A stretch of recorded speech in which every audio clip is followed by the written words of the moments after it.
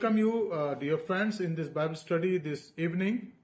And last time when we were studying the Word of God, we saw from Hebrews chapter 3, 1 to 6. And today we'll see further than that. प्रिय मित्रों, आज हम Bible अध्ययन की शुरुआत करते हैं। और कल हमारे अध्ययन का विषय था इब्रानियों उसका 3 अध्याय 1 से 6। आज हम उससे आगे देखेंगे, पर इससे पहले कि आज के अध्ययन को हम करें, आइए हम प्रार्थना करेंगे। धन्यवाद, स्तुति और महिमा के पिता परमेश्वर, हम आपकी स्तुति करते हैं, आपकी जय जयकार करते हैं प्रभु कि आपने मौका दिया कि आज फिर से एक बार हम आपके चरणों में आ सकते हैं।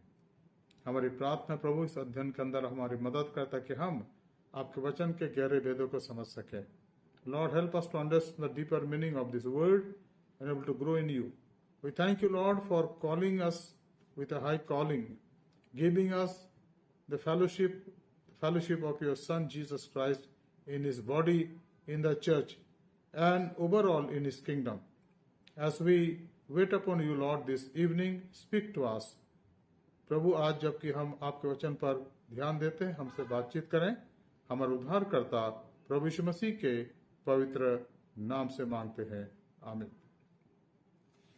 Dear friends, today our subject and study is from chapter 3 of Hebrews, and we'll study today from verse 7 till verse 11. मित्रों, आज हम जो अध्ययन करेंगे उसका जो विषय है वो हम पाएंगे इब्रानियों के 3 अध्याय के 7 से 11 पद तक, जहां पर हम इस बात को देखना चाहेंगे कि परमेश्वर चाहता है कि हम उसकी आज्ञा माने। God wants us to obey him. और इसी के संदर्भ में यहां जो उदाहरण दिया गया है उसका वर्णन यहां पर है। सबसे पहली बात जो हम देखते हैं आज वो है 7वां पद, जहां लिखा है, अतः पवित्र जैसे पवित्र आत्मा कहता है, यदि आज तुम उसका शब्द सुनो तो अपने मन को कठोर ना करो, जैसा कि क्रोध दिलाने के समय और परीक्षा के दिन जंगल में किया था, जहां तुम्हारे बाप दादों ने मुझे जांच कर परखा और 40 वर्ष तक मेरे काम देखे। मित्रों, इसको समझने के लिए हमें वापस जाना पड़ेगा, इसराइलियों के यात्रा को हम देखेंगे। Dear friends, to understand this word we need to go back to that time when Israelite came out of Egypt and they are going towards that promised land. Now obedience has come again and again. जो आज्ञा पालन की बात है बार बार आती है मित्रों, और मसीह जीवन में आज्ञा पालन के बारे में हम बहुत कुछ सीखते और जानते हैं। Dear friends, the word obedience is important because it talks to us the meaning of abiding in His command. इसका मतलब है कि हम उसकी आज्ञा में बने रहना चाहते हैं। इन दिनों में पिछले कुछ 3 दिनों तक 20, 21 और 22 अगस्त को हमने अपने कलीसियाई रूप से आत्मिक जागृति सभाओं में भाग लिया, और स्पीकर ने, हमारे कलीसिया के प्रिय भाई डॉक्टर राजकुमार ने हमें बताया कि हम कलीसिया के अंग हैं, सदस्य हैं, भाग हैं, इसलिए हमें प्रभु की आज्ञा मानना है। और उसकी आज्ञा हमारे कठिन नहीं है, लेकिन जब हम उसको नहीं मानते हैं, अपने आज्ञाओं को, अपने इच्छाओं को हम आगे रखते हैं, तो हमें कठिन जान पड़ता है। Dear friends, just few days ago we had the privilege of attending the spiritual life revival meeting or convention which was arranged by the Mission Evangelism Committee in our church, and we heard the word of God from God's servant and our church member Dr. R. Rajkumar, and he spoke about the church and the purpose of the church and the objective that God has given us in His church. And what we need to do, obey him. जब हम आज्ञा को मानते हैं तो उसके कलीसिया के उद्देश्य को पूरी करते हैं मित्रों, और यही हमारे जीवन के लिए बहुत जरूरी है। Dear friend, there is nothing comparing to obeying his command. मसीह होने के नाते अगर हम जीवन में तरक्की करना चाहते हैं, उन्नति करना चाहते हैं, जीवन के रहस्यों को पाना चाहते हैं और जीवन के उद्देश्यों को हासिल करना चाहते हैं, तो निश्चित रूप से हमें परमेश्वर की आज्ञा का पालन करना, और उसी का जिक्र यहाँ किया गया। अगर हम देखें कुछ पदों को, मैं चाहूंगा आप निकाल लें मेरे साथ। गिनती की पुस्तक उसका 14 अध्याय निकाल लें। गिनती की पुस्तक उसका 14 अध्याय, जहां पर आज्ञा पालन के बारे में लिखा 14 अध्याय, और हम कुछ पदों को देखेंगे। मैं चाहूंगा कि हम पढ़े यहाँ पर इसके 31 पद से। गिनती उसका 14 अध्याय, नंबर्स चैप्टर 14 वर्सेस 32 ऑनवर्ड्स। परंतु तुम लोगों के शव इस जंगल में पड़े रहेंगे जब तक तुम्हारे शव जंगल में ना गल जाए, तब तक, अर्थात 40 वर्ष तक तुम्हारे बाल बच्चे जंगल में तुम्हारे व्यभिचार का फल भोगते हुए चरवाही करते रहेंगे। जितने दिन तुम उस देश का भेद लेते रहे, अर्थात 40 दिन, उनकी गिनती के अनुसार दिन पीछे 1 वर्ष, अर्थात 40 वर्ष तक तुम अपने अधर्म का दंड उठाए रहोगे। तब तुम जान लोगे कि मेरा विरोध क्या है। मैं यह कह चुका हूं कि इस बुरी मंडली के लोग जो मेरे विरुद्ध इकट्ठे हुए हैं, इसी जंगल में मर मिटेंगे। निसंदेह मैं ऐसा ही करूंगा भी। अब यहाँ पर जो महत्वपूर्ण बात है वो ये है कि परमेश्वर ने भेदिए भेजे, 12 जन भेद लेने गए थे, और उनमें से जब लौट के आए तो 2 जन, यीशु और कालेब, ने कहा कि हम जय प्राप्त कर सकते हैं। बाकी सब ने कहा कि वहां के लोग जो हैं, उस कनान देश में लोग जो रहते हैं, वो बहुत ही हट्टे गट्टे हैं, बलशाली हैं और ताकतवर हैं, और उनसे हम कभी भी जीत नहीं सकते। लेकिन 2 जन थे, उन्होंने कहा कि हम जीत सकते हैं। और वो 2 जन कौन थे? यीशु और कालेब। और उन्होंने कहा कि हम जीत सकते हैं। और यहाँ पर ठीक इसी बात का वर्णन यह कि 40 दिन उनको लगे वहां से जाने और आने में। और यहां परमेश्वर के वचन में क्या लिखा है? क्योंकि जब वो निकले मिस्र की गुलामी से, when they came out of the bondage of Egypt, they had the liberty to reach that place within 11 or 12 days. It was too short journey. Maybe they would have taken 1 month. But because of their disobedience, because of their lives, there were selfish motives. They were not only delayed for some few years, but God said here, you will be here for 40 years. और यहाँ क्या लिखा है? वचन लिखा, हम पढ़ते हैं, जो साफ सा वचन यहाँ लिखा है। मैं पढ़ूंगा आपके सामने 30 पद से। उनमें से युपुन्ने के पुत्र कालेब और नून के पुत्र यहोशू को छोड़ कोई भी उस देश में न जाने पाएगा, जिसके विषय मैंने शपथ खाई है कि मैं तुमको उसमें बसाऊंगा। परंतु तुम्हारे बाल बच्चे, जिनके विषय मैंने तुमसे कहा है, वे लूट में चले जाएंगे। उनको मैं देश में पहुंचा दूंगा और उस देश को जान लेंगे जिसको तुमने तुच्छ जाना। परंतु तुम लोगों के शव इस जंगल में पड़े रहेंगे जब तक तुम्हारे शव जंगल में ना गल जाएं, तब तक, अर्थात 40 वर्ष तक। अब यहाँ पर देखिए, परमेश्वर कहता है 40 वर्ष तक। 40 दिन उनको लगे उस देश का भेद लेने के लिए। और जब लौट के आए तो 2 जनों को छोड़कर 10 लोग और थे। उन्होंने कहा कि हम उस देश को ले नहीं सकते, क्योंकि वहां पर बहुत बलशाली लोग रहते हैं, जिनके पास ताकत है और जिनके पास हमसे ज्यादा एबिलिटीज है, और हम वहां जा नहीं सकते हैं और उसको ले नहीं सकते। और इसलिए परमेश्वर ने कहा कि 40 दिन का 40 साल, अब तुम 40 वर्ष तक इस बयाबान में घूमते रहोगे। और यहाँ लिखा है, अगर आप पढ़ें 32-33 पद में, परंतु तुम लोगों के शव इस जंगल में पड़े रहेंगे, और जब तक तुम्हारे शव जंगल में ना गल जाएं, तब तक, अर्थात 40 वर्ष तक, तुम्हारे बाल बच्चे जंगल में तुम्हारे व्यभिचार का फल भोगते हुए चरवाही करते रहेंगे।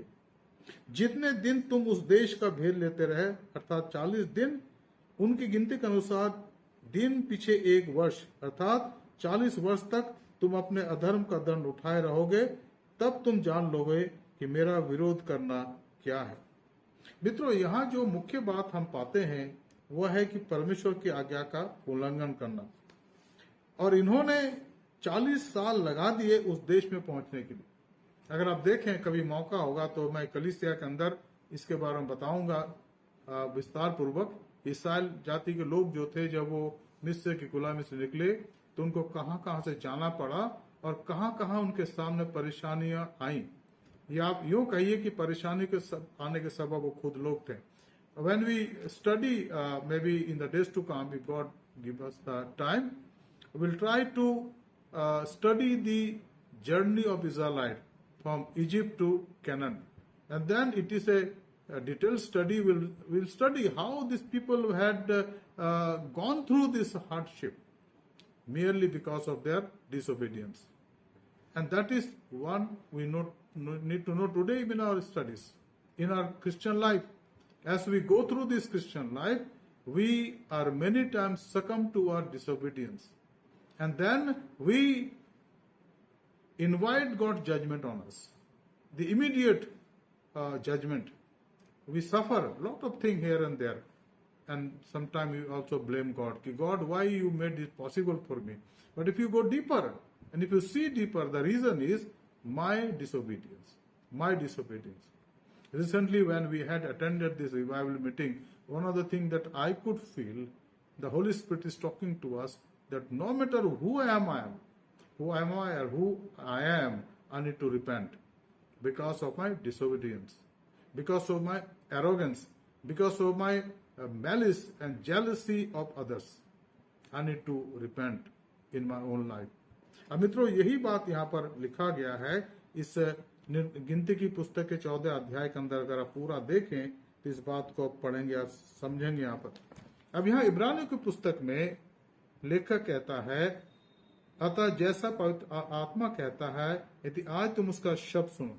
परमेश्वर रोज आपसे बात कर, रोज मुझसे बात करता है, लेकिन अगर हम ना सुने तो उसकी बात हमारे से करने का कोई फायदा नहीं है. मेरे जीवन में अगर परमेश्वर की आज्ञा मैं नहीं मानता हूं, उसकी आवाज नहीं सुनता हूं, तो मुझसे रोज बात करता रहा है, मेरे को कोई फर्क नहीं पड़ेगा. और यही हमारे मसीह जीवन में असफल होने का कारण है. हम लोग उसकी आवाज को सुनते हैं पर उसको नजरअंदाज करते हैं. हमारे जीवन में उसके वचन के लिए कोई स्थान नहीं होता. और यहाँ यही बात इन लोगों के अंदर पाई गई. The same thing was found in the life of Israelites. God intended them to have and inherit that land as soon as possible, but because of their disobedience, because of their arrogance in their heart, because of the hardness of their heart, they took almost 40 years to reach there. And most of the people, and ironically, all the people who came out from the Egypt bondage, except two people, and that was Caleb and Joshua, no one could go and enter into that promised land. दूसरी बात यहां लिखा है 10 पद में, इस कारण मैं उस समय के लोगों से क्रोधित रहा और कहा, इनके मन सदा भटकते रहते हैं और इन्होंने मेरे मार्गों को नहीं पहचाना. Now this is a very hard words, very hard. परमेश्वर के लिए ये कोई असंभव काम नहीं था. उसने उनको वहां समुद्र से निकाला, समुद्र को उसने दो भाग कर दिया. God divided that Red Sea and he led his people from that Red Sea as though they're walking on the dry ground. Took them that side, and when the army of Pharaoh started walking on the dry ground, the water again covered them and they died there itself. After having seen that also, miracle also, later days their heart become hardened. और यहाँ पर हम पढ़ते हैं, लिखा है गिनती के 14 अध्याय के मैं पढ़ूंगा आपके सामने 34 पद से 34 वर्ष से, जहाँ लिखा, जितने दिन तुम उस देश का भेद लेते रहे, अर्थात 40 दिन, उनकी गिनती के अनुसार दिन पीछे 1 वर्ष, अर्थात 40 वर्ष तक तुम अपने अधर्म का दंड उठाए रहोगे. तब तुम जान लोगे कि मेरा विरोध क्या है. मैं यहोवा ये कह रहा हूं कि इस बुरी मंडली के लोग जो मेरे विरुद्ध इकट्ठे हुए हैं, इसी जंगल में मर मिटेंगे, और निसंदेह मैं ऐसा ही करूंगा. तब जिन पुरुषों को मूसा ने उस देश का भेद लेने के लिए भेजा था, और उन्होंने लौटकर उस देश की नामधराई करके सारी मंडली को कुड़कुड़ाने के लिए उभारा था ना. अब यहाँ पर आप देखें तो 12 लोग गए थे, केवल 2 जन शांत थे, बाकी 10 लोग कुड़कुड़ाने लगे थे, और उनके कुड़कुड़ाने से बाकी और जो लोग थे वो कुड़कुड़ाने लग गए. और यहाँ साफ साफ लिखा है, तब जिन पुरुषों को मूसा ने उस देश का भेद लेने को भेजा था और उन्होंने लौटकर उस देश की नामधराई करके सारी मंडली को कुड़कुड़ाने के लिए उभारा, उस देश की वे नामधराई करने वाले पुरुष यहोवा के मारने से उसके सामने मर गए थे। परंतु देश का भेद लेने वाले पुरुषों में से नून का पुत्र यहोशू और यपुन्ने का पुत्र कालेब दोनों जीवित रहे। अब यहाँ पर जो महत्वपूर्ण बात है वो ये है कि इन दोनों ने परमेश्वर की आज्ञा का पालन किया और उसके खिलाफ ये नहीं कुड़कुड़ाए। आगे लिखा है, तब मूसा ने ये बातें सब इस्राएलियों को कह सुनाई और बहुत विलाप करने लगे। अब इन्हें पछतावा हो रहा। और ये होता है, परमेश्वर जब हमसे बात करता है और हम उसकी बातों को पहचान नहीं पाते हैं तो जीवन में हम बाद में जाके रोते। रोना पहले चाहिए था, सोचना पहले चाहिए था, लेकिन बाद में जब आशीषें हमसे दूर होती चली जाती हैं। वे सवेरे उठकर यह कहते हुए पहाड़ की चोटी पर चढ़ने लगे कि हमने पाप किया है, परंतु अब तैयार हैं और उस स्थान को जाएंगे जिसके विषय यहोवा ने वचन दिया था।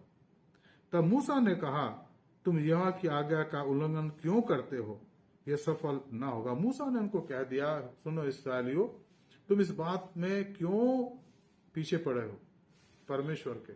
तुम कभी भी वहां पर नहीं जा पाओगे क्योंकि तुम्हारे मन में वहां जाने की इच्छा है नहीं। अभी थोड़े समय पहले तुम कुड़कुड़ाने लगे थे और अब जब मैंने कहा कि परमेश्वर इससे क्रोधित है तो तुम दिखाने के लिए पश्चाताप कर रहे। ये ईश्वर के सामने स्वीकार्य नहीं है। पश्चाताप जो स्वीकार करता है वो दिल से होने की आवश्यकता, मन से होने की आवश्यकता। क्या हम ऐसा करते हैं मित्रों? आज हमारे जीवन में हमें इसके बारे में सोचने की आवश्यकता। तब मूसा ने कहा, तुम यहोवा की आज्ञा का उल्लंघन क्यों करते रहे हो? ये सफल न होगा। यहोवा तुम्हारे मध्य में नहीं है, मत चढ़ो, नहीं तो शत्रुओं से हार जाओगे। वहां तुम्हारे आगे अमालेकी और कनानी लोग हैं, इसलिए तुम तलवार से मारे जाओगे। तुम यहोवा को छोड़कर फिर गए हो, इसलिए वो तुम्हारे संग नहीं रहेगा। परंतु ढिठाई करके पहाड़ की चोटी पर चढ़ गए, परंतु यहोवा की वाचा का संदूक और मूसा छावनी से ना हटे। तब अमालेकी और कनानी जो उस पहाड़ पर रहते थे उन पर चढ़ आए और होमा तक उनको मारते चले गए। ना यहाँ पर बिल्कुल स्पष्ट है, परमेश्वर के आज्ञा का उल्लंघन करा, ये प्रतिफल देख लो। अब मैं सोचता हूँ मित्रों, आज यही बात हमारे जीवन में होती है कि जब हम परमेश्वर की इच्छा का उल्लंघन करते हैं तो परमेश्वर हमारे जीवन को अपने न्याय के सामने लाता। और बाइबल में यह भी लिखा है, इब्रानी की पुस्तक में हम पढ़ेंगे आगे चल के कि हमारे परमेश्वर भस्म करने वाली आग है। मित्रों, आज मैं थोड़ी समय पहले इसके बारे में सोच रहा था कि जब न्याय का दिन आएगा और हम सब प्रस्तुत किए जाएंगे, हमारे वो कार्य जिसके लिए हमने माफी नहीं मांगी है परमेश्वर के सामने लाए जाएंगे और तब हमें वहां बचाने वाला कोई नहीं होगा। लेकिन अगर इस दुनिया में रहते हुए हमने इसके लिए माफी मांगी है, सचमुच में माफी मांगी है, उसको वहां नहीं लाया जाएगा। Dear friend, today in the day time I was thinking that one day when we will be gone from this world and will stand before the judgment seat of Christ. Each one will stand. Remember, it will be eternity. There will be no crisis of time is up or there will be no time. No. It will be time again, time and time and time. Eternity. But our shortcomings, our sins, our own problems for which we have requested the Lord, have confessed with genuine repentance and have been washed by the blood of Jesus, those things will be not brought there because they are already covered by His blood. But anything that we have not confessed here and not made any restitution, it will be exposed there. And therefore, I need to be very careful here as I live my Christian life. हमें अपने जीवन में बहुत ही सावधान होना है जब मसीह जीवन यहाँ जीते हैं। अब यहां पर हम आगे तीसरी बात को देखते हैं जहां लिखा है पद 11 में तीसरी बात, तब मैंने क्रोध में आकर शपथ खाई वे मेरे विश्राम में प्रवेश करने ना पाएंगे। हे भाइयों, चौकस रहो, 12वां पद, कि तुम में से ऐसा बुरा और अविश्वासी मन ना हो जो तुम्हें परमेश्वर जीते परमेश्वर से दूर हटा ले जाए. Now we need to be very, very careful as we spend our days here. Now if I want to read few words from the word now, I want to read for all of us the word Deuteronomy chapter 1, 34 and 35. व्यवस्था विवरण उसका पहला अध्याय, और मैं पढ़ूंगा आपके सामने उसके 34 और 35 पर जहां लिखा है व्यवस्था विवरण 1, 34-35.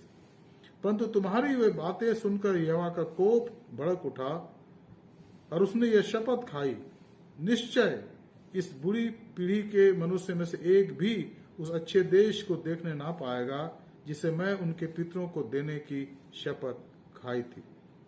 यपुन्ना के पुत्र कालेब ही उसे देखने पाएगा, और जिस भूमि पर उसके पांव पड़े हैं मैं उसको और उसके वंश को भी दूंगा, क्योंकि वह मेरे पीछे पूरी रीति से हो लिया है. और मुझ पर भी यहोवा तुम्हारे कारण क्रोधित हुआ और यह कहा, तू वहां जाने ना पाएगा. अब यहाँ पर कौन है? मूसा.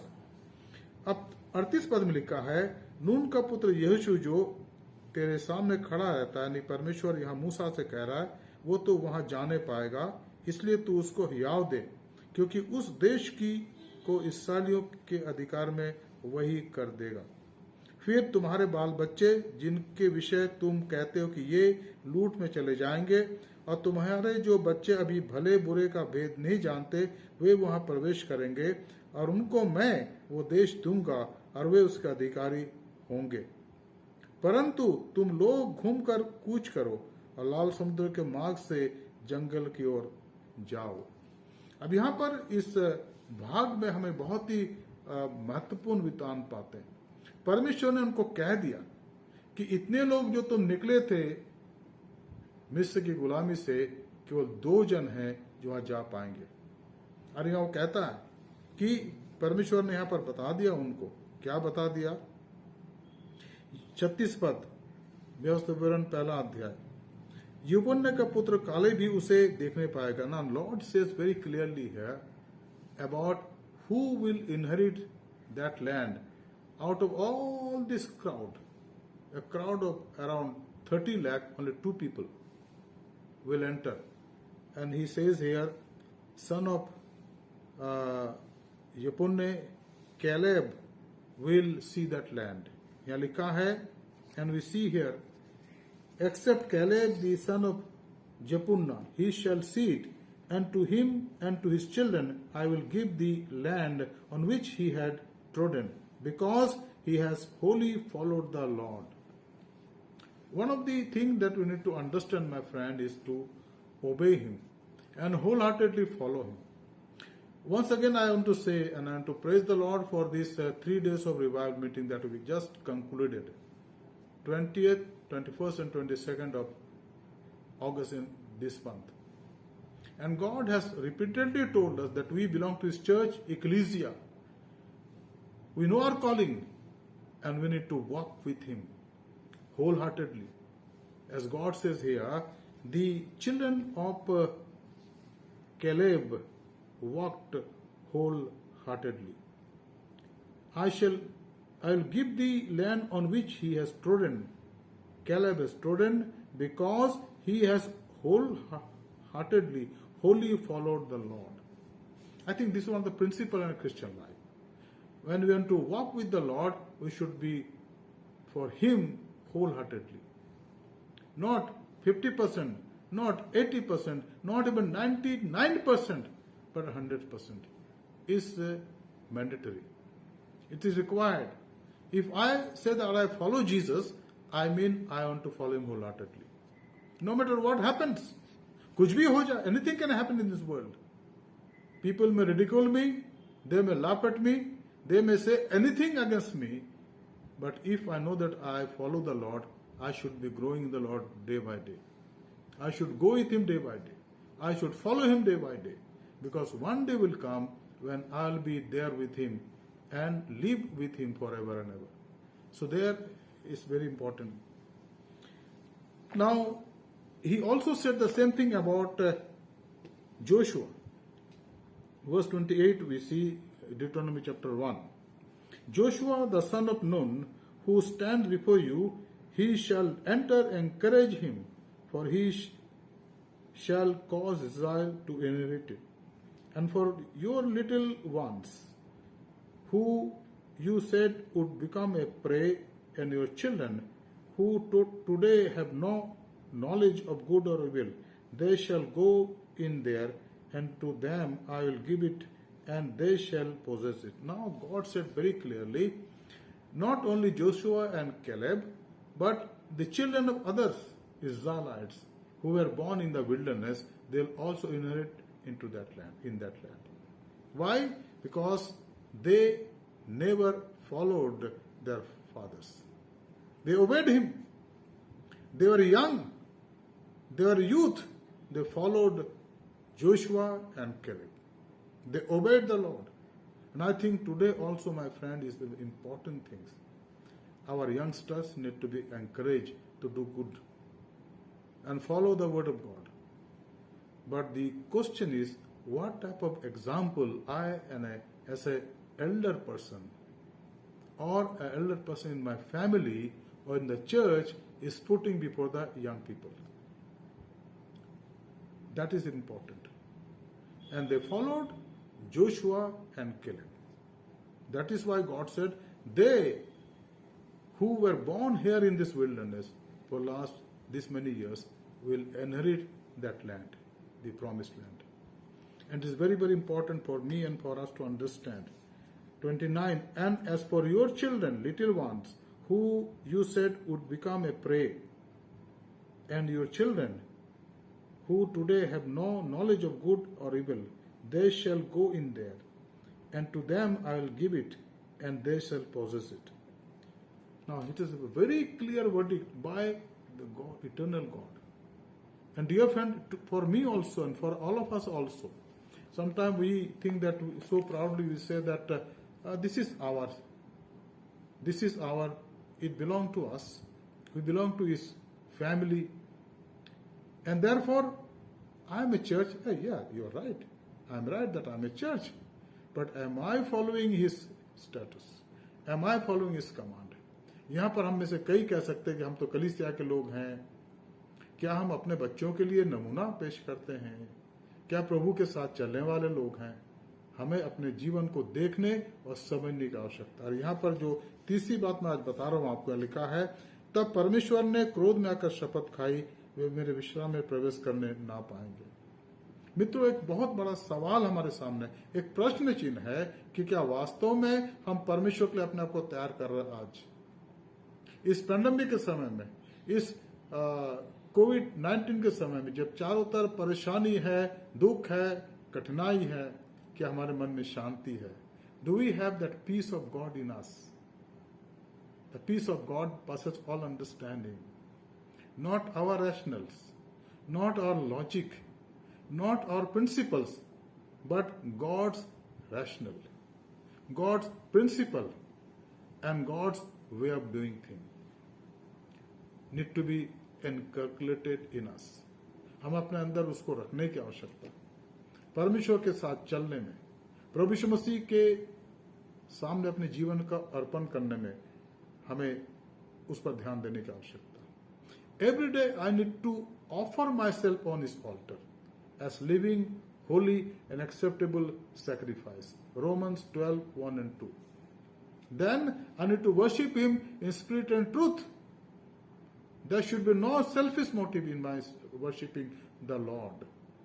John chapter 4 verse 23 and 24.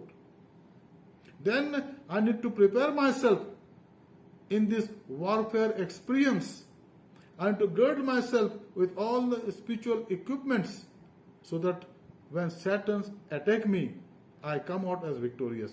तीसरी बात जो हमें करने की आवश्यकता है कि हमें अपने आप को प्रभु के उन तमाम हथियारों से, इफिसियों उसके 6वें अध्याय के 10 से 18 पद के आधार पर हमें तैयार होने की आवश्यकता.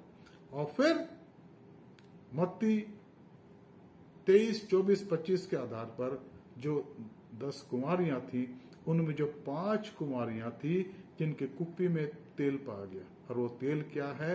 पवित्र आत्मा की भरपूरी। The oil is to be filled with the holy spirit. Am I filled with the holy spirit?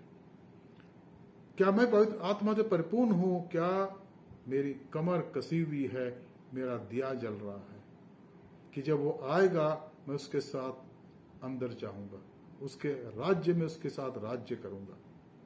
The fourth thing that is required of us, that like that 5 wise virgin girls, they were ready, because when the bridegroom didn't come for some time, it got delayed.